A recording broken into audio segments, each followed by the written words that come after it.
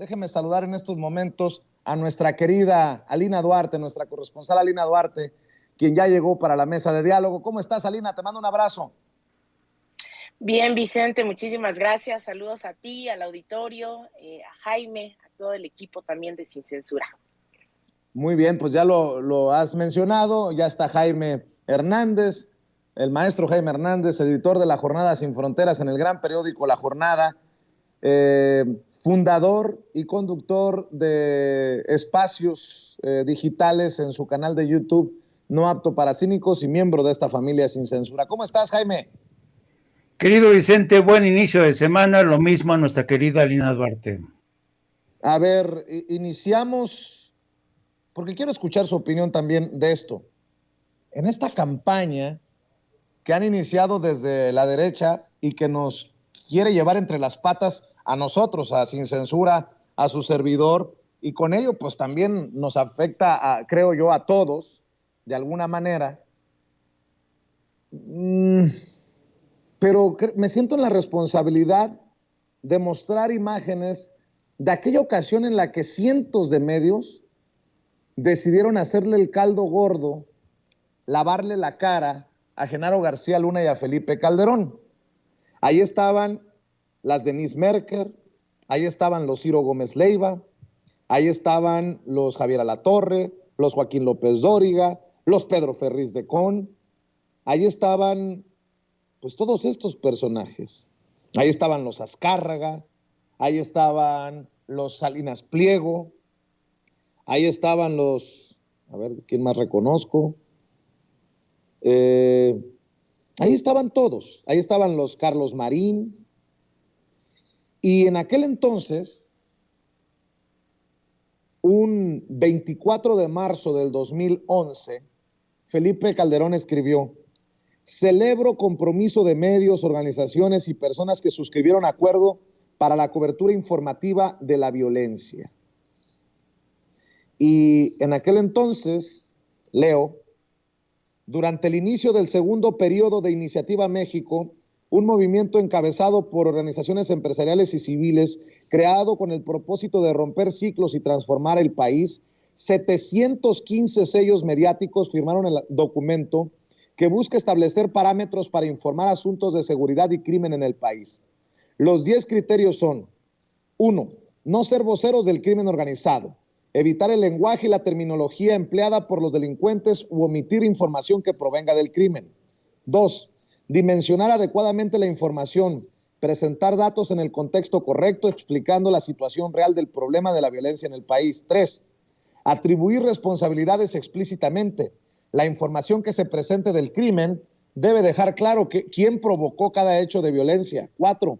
No prejuzgar culpabilidades.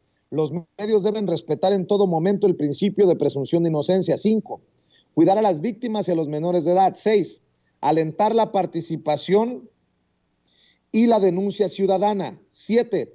Proteger a los periodistas. Cada medio debe instituir protocolos y medidas de seguridad para sus colaboradores. 8. Solidarizarse ante cualquier amenaza o acción contra reporteros y medios. 9. No interferir en el combate a la delincuencia, no difundir información que ponga en riesgo la viabilidad de las acciones y los operativos contra el crimen organizado o que comprometa la vida de quienes combaten a la delincuencia.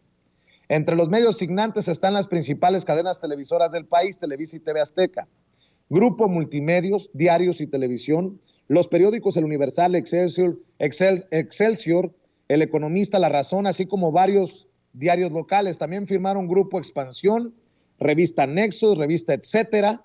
Por cierto, el director de la revista Etcétera es el que anda haciendo chile con la cola contra su servidor. Los canales de televisión pública 11 y 22, Grupo Imagen, Grupo Radio Fórmula, Grupo Radio Centro, Grupo ASIR, W Radio y el Instituto Mexicano de la Radio. ¿Por qué menciono esto? Creo que lo subió Luis Guillermo Hernández, le mando un saludo. Porque yo creo que ya se limpiaron, perdón por lo escatológico, ya se limpiaron la cola todos estos que firmaron el decálogo de la censura o autocensura en tiempos de Calderón para despepitar contra el gobierno del presidente Andrés Manuel López Obrador y hasta leer mensajes del crimen organizado en sus micrófonos, en sus programas, en sus contenidos. Mi querida Lina, pues vaya que si las cosas han cambiado de los tiempos de Calderón a los tiempos de la Cuarta Transformación. De hecho, el presidente, cuando se burla hoy en la mañanera de Ricardo Alemán, hasta se pitorrea y dice, eso sí calienta, que lo quieran a comparar a uno con Felipe Calderón.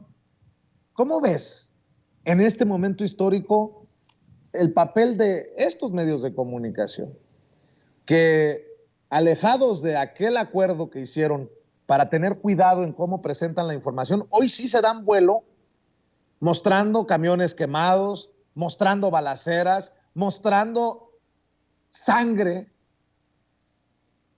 ¿Cómo ves, Salina? Pues mira, yo creo que el rol de los medios de comunicación, Vicente, ha sido fundamental dentro de las llamadas estrategias de seguridad.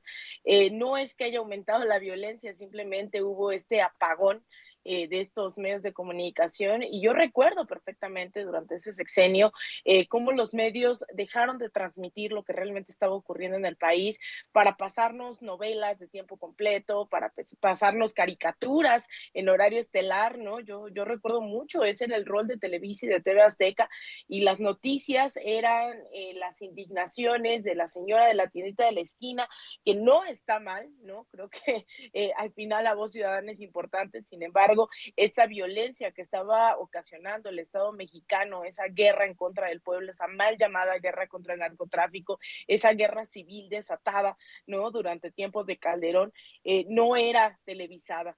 Y ahora vienen, y yo creo que más allá, ¿no?, de transmitir, porque creo que también en la presentación, y eso lo sabemos, no hay una neutralidad, no hay una objetividad, estamos inmersos como seres sociales que somos los periodistas, las periodistas, evidentemente tomamos partida desde dónde nos comunicamos, desde dónde hablamos, desde las injusticias que nos interpelan. Sin embargo, lo que vemos ahora con estas imágenes no es necesariamente un debate sobre la seguridad nacional que tanta falta nos hace. Yo creo que hoy, en un país que ha vivido las consecuencias durante tantos años de una guerra contra el narcotráfico, una mal llamada guerra contra el narcotráfico, estaríamos, ¿no?, creo que en el momento en debatir esas políticas de seguridad, porque no es menor. Yo veo de repente, pues también la infantilización del debate, ¿no? En donde todo lo hace la oposición y entonces no hay diferencia entre los cárteles, ni el narcotráfico, ni Alianza por México, va por México. Creo que también ahí hay falta de criterio, ¿no? Es algo bastante irresponsable el asumir que toda la oposición es capaz y que todos tienen el mismo poder y que todos tienen las mismas formas de actuar dentro de este país, y que lo mismo incendian camiones, que dan golpes de Estado, que tienen alianzas con la USAID y con la Net Foundation. Yo creo que nos debemos también ser exigentes, porque así como esa oposición, sobre todo electoral, dice así no, AMLO, ¿no? Y que todo le echa la culpa al Ejecutivo, habiendo legislativo, habiendo gobiernos locales, estatales, habiendo un poder judicial, y todo es culpa de Andrés Manuel. También hay personas, ¿no?, que le echan la culpa de todo a una oposición sin saberla desmenuzar. Y ahí es cuando tenemos que ver el rol de los medios de comunicación, porque los medios corporativos durante varias décadas se han metido en esta propaganda de guerra, en la cual el enemigo interno, ¿no?, muy a lo Colombia, a los falsos positivos, a otros países donde las fuerzas armadas es lo mismo que las fuerzas policiales. Hoy tendríamos que estar viendo qué está ocasionando esta violencia, pero sobre todo también responsabilizando a esos medios que nos ocultaron durante años un debate de que no estaban llevando a cabo políticas de seguridad, sino estaban inmiscuyéndose y limpiándole el terreno a ciertos cárteles del narcotráfico, estaban coludidos. ¿Quién era Genaro García Luna? Y eso no lo dijeron los medios, nos pasaron, insisto, caricaturas, telenovelas, y ahí hay que fincar también responsabilidades. Hay que fincar brincar responsabilidades, tú lo has dicho bien, Vicente, en varias ocasiones, a quienes estuvieron recibiendo millones de pesos para hacer parecer que México era de color de rosa. Y entonces ahora vienen estos mismos medios a decir que absolutamente todo está mal, cuando hicieron todo un bloqueo mediático de todo este tipo de situación durante las últimas ya casi 2 décadas. Entonces creo que ahí hay que seguir viendo hacia dónde vamos debatiendo como país del rol que tienen que tener los medios de comunicación de cara a un país que necesita urgentemente sanar, reestructurar el tejido social y que estemos hablando también de qué México queremos en un sentido bastante amplio. Mi querido